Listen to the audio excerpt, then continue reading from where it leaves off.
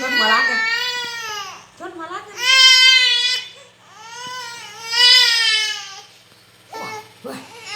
ทำไมคะทำไม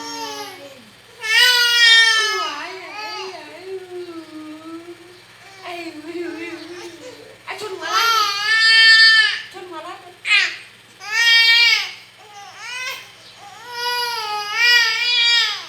โอ้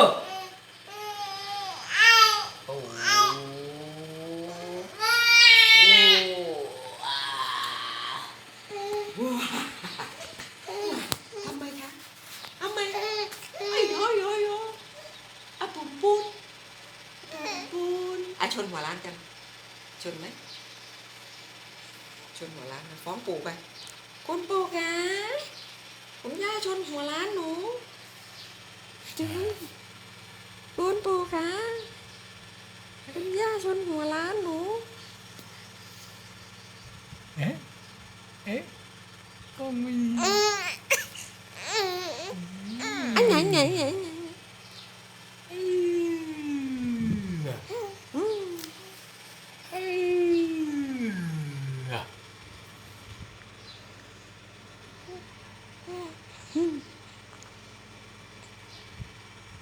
ชนหัวล้านยังชนหัวล้านเหรอชนหัวล้านกันชนหัวล้านกันชนหัวล้านกันชนหัวล้านกันก่อนมาไม่เอาแล้วค่ะไม่เอา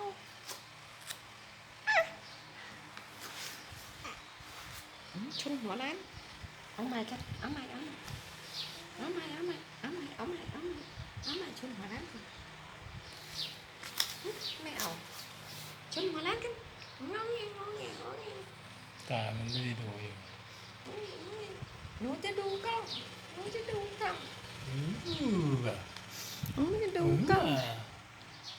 จับเอาจับเลยค่ะจับเลยมาจับเร็วจับเอานี่จับเลยว้าเลยนี่จับเลยลูก